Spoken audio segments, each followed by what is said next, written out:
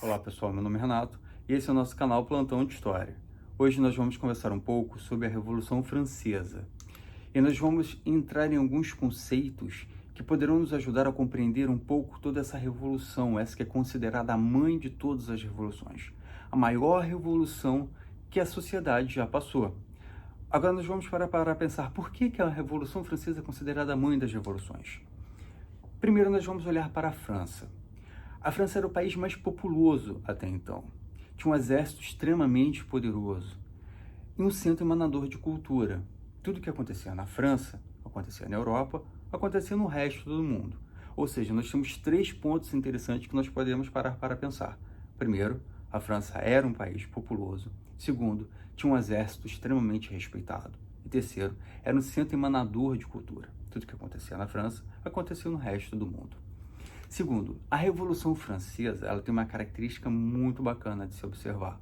Ela foi uma revolução ecumênica. Quando a gente fala que foi uma revolução ecumênica, isso quer dizer o quê?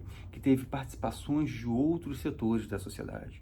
Nós tivemos já a participação da burguesia, participação dos intelectuais, participação dos camponeses, dos trabalhadores urbanos, do baixo clero, enfim. Você olhando para todos esses personagens, você consegue entender ou consegue perceber a abrangência da Revolução Francesa na sociedade. Outra coisa, a Revolução Francesa, ela efetivamente foi uma revolução social, ela verdadeiramente foi a primeira revolução social na história da humanidade. Foi a primeira vez na história que o povo teve a oportunidade de ocupar o poder, através de um processo revolucionário. Então aí a gente já começa mais uma vez a perceber as características que fizeram da Revolução Francesa um marco na história da humanidade. É tão importante que a Revolução divide as nossas eras. A partir da Revolução Francesa, nós iniciamos a Idade Contemporânea que nós estamos vivendo até hoje. Uma coisa importante de se observar, por exemplo, nós já tivemos as revoluções inglesas, que foram revoluções burguesas no século XVII. Já tivemos a Revolução Americana, que também foi uma revolução burguesa. Os Estados Unidos proclamaram a República, os franceses também, mas os Estados Unidos mantiveram o voto censitário. A França não. A França, em um determinado momento, ela manteve o voto universal e fez mais. A França aboliu a escravidão, muito antes dos ingleses, muito antes dos Estados Unidos. A França fez a reforma agrária, o que ninguém ainda havia feito. Ou seja, nós temos uma série de características que nos ajudam a entender por que a Revolução Francesa é tão importante. Ela é a maior de todas as revoluções, ela é a maior de todos esses processos, desses ciclos revolucionários que nós vivemos até hoje. Mas essas revoluções não acontecem da noite para o dia. Sempre há um contexto histórico, há um antes, um durante e um depois. Ninguém acorda em um belo dia achando, hoje eu vou derrubar esse governo porque eu não fui com a cara desse cara, ele não me representa, afinal eu não votei nele. Mas não é assim que funciona. Sempre há um antes, um durante e um depois. Todo o processo revolucionário é um processo longo e gradativo, e a gente precisa olhar para esses contextos. O primeiro contexto que eu chamo a atenção é o iluminismo. O iluminismo ele traz uma transformação muito grande no campo do pensamento. São novas ideias e novas filosofias, novas maneiras de pensar. Liberdade de expressão, direitos, igualdade, enfim, todos esses pensadores vieram do iluminismo. Do outro lado, nós temos o absolutismo, o antigo regime, onde todo o poder era emanado das mãos do rei, ou seja, o rei era o Estado. O outro ponto que merece destaque nesse contexto que nós estamos estudando é o desejo de ascensão da burguesia.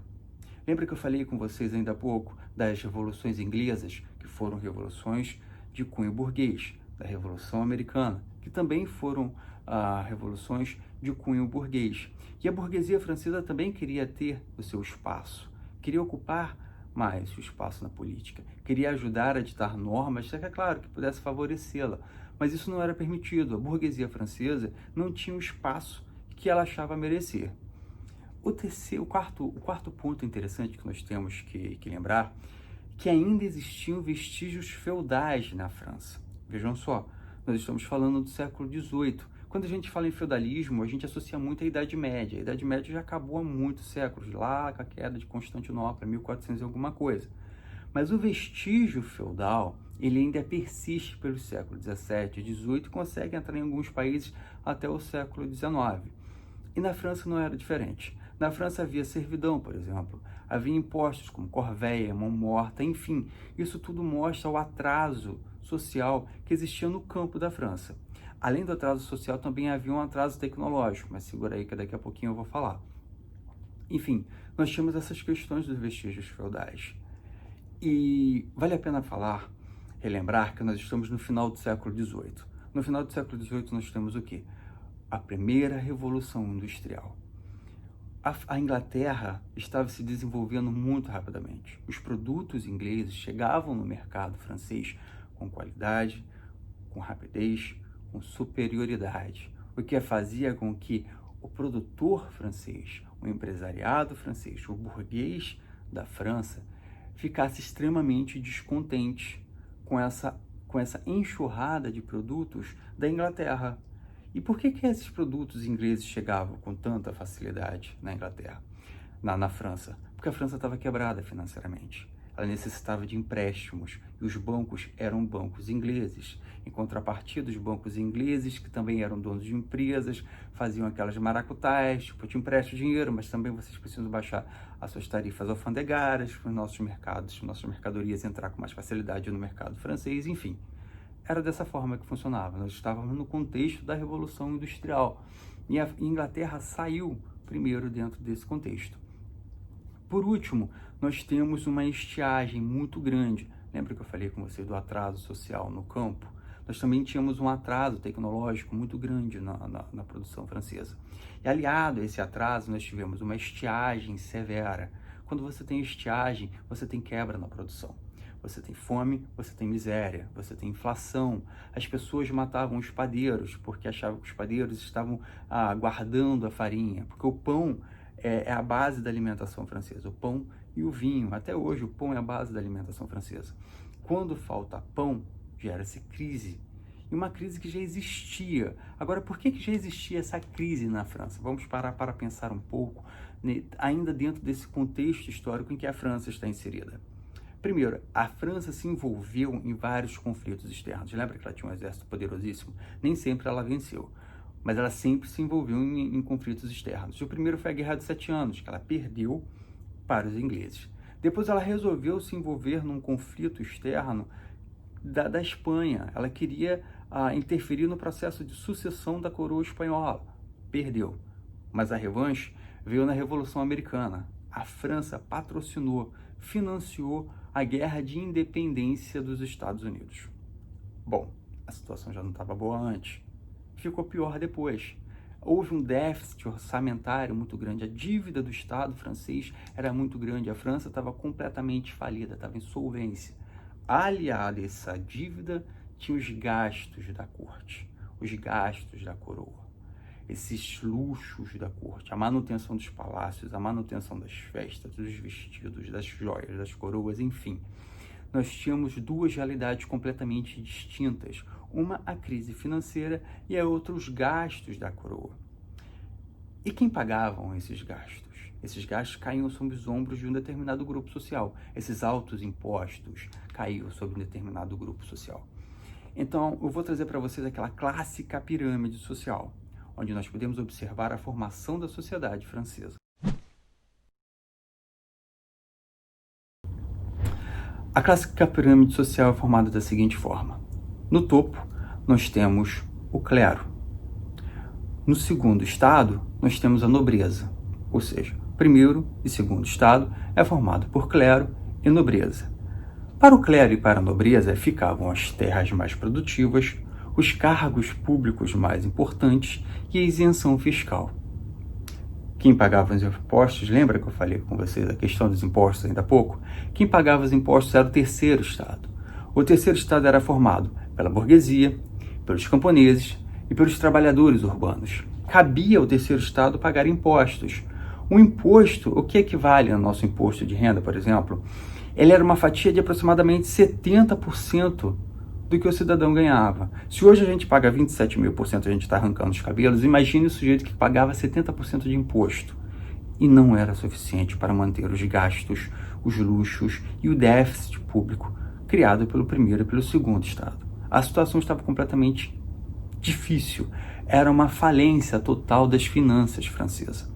Diante desse quadro, o rei ele decide chamar uma Assembleia dos Estados Gerais.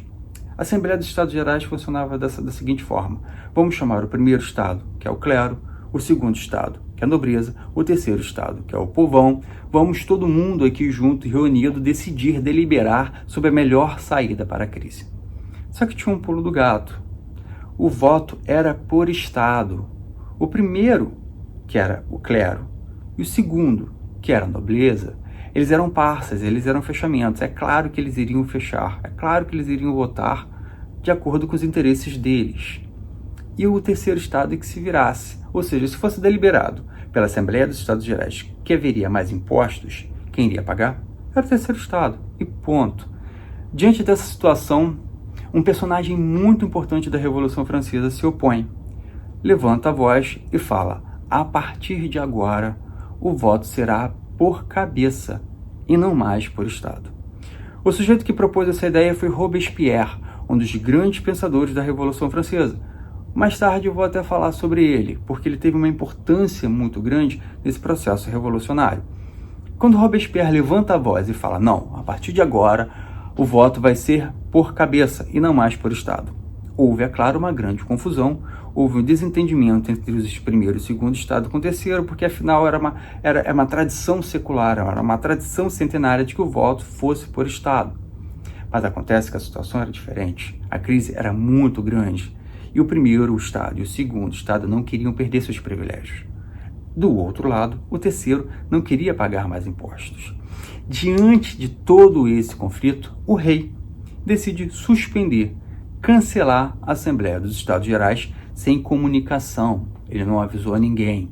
Eis que no dia seguinte o terceiro Estado chega lá para a reunião e encontra os portões fechados.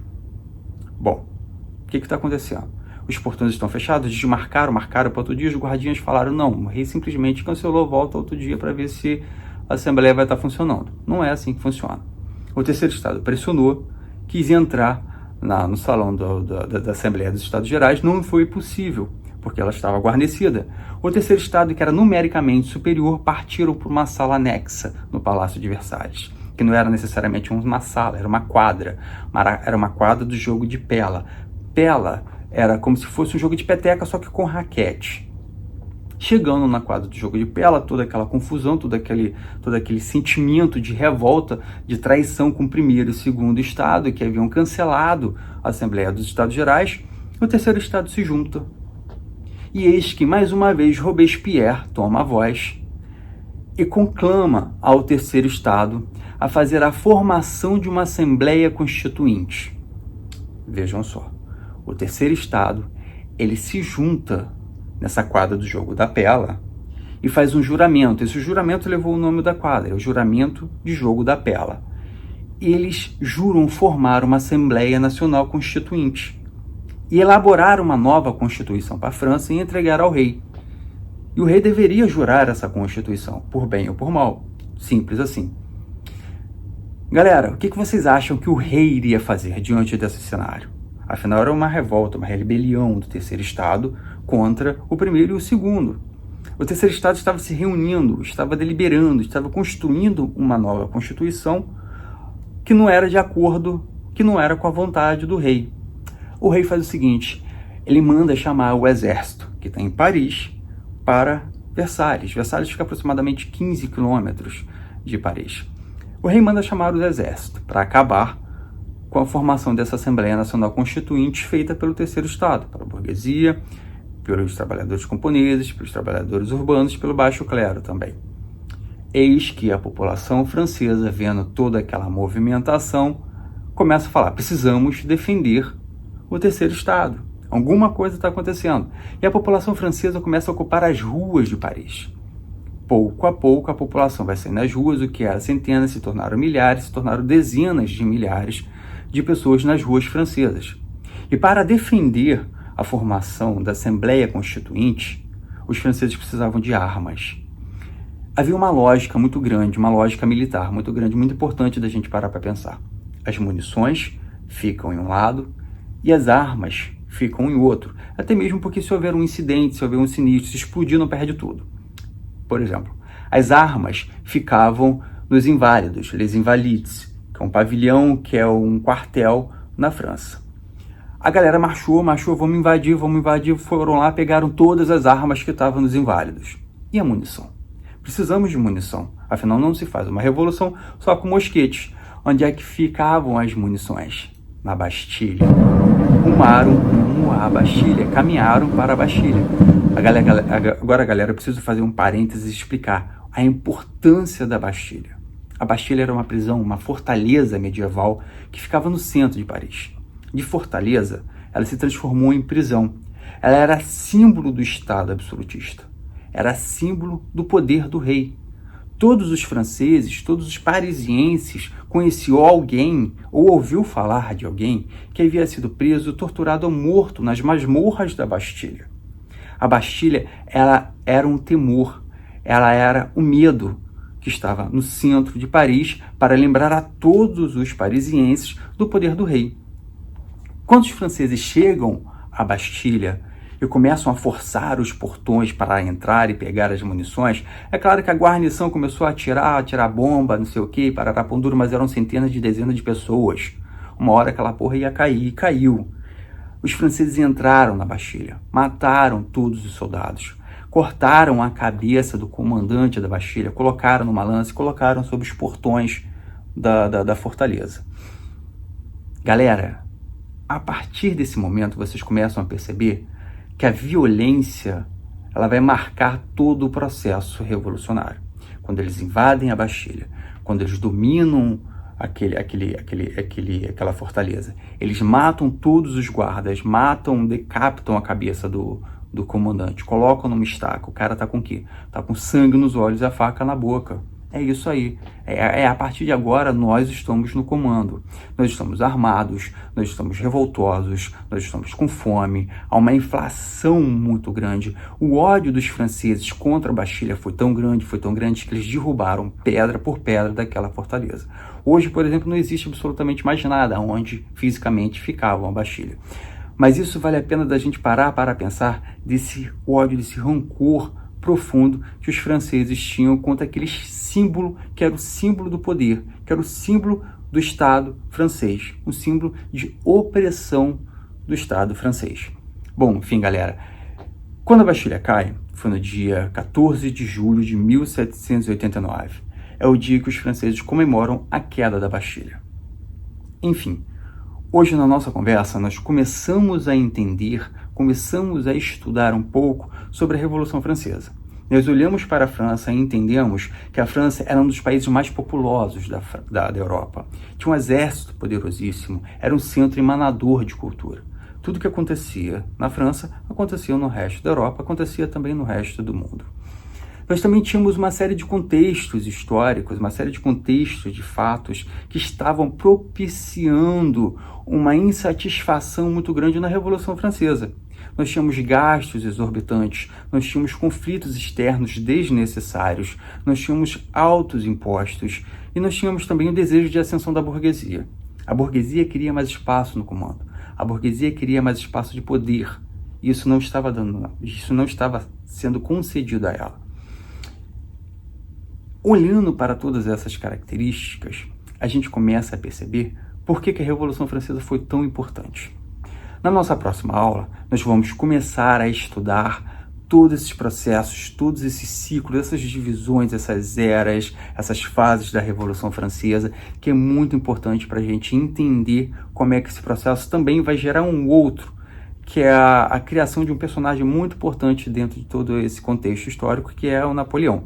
Mas enfim, hoje eu fico por aqui porque a nossa conversa foi sobre as origens da Revolução Francesa, o contexto histórico que levou a esse processo revolucionário. Como eu disse, meu nome é Renato e esse é o nosso canal Plantão de História. Encontro vocês em uma outra conversa, em outro bate-papo.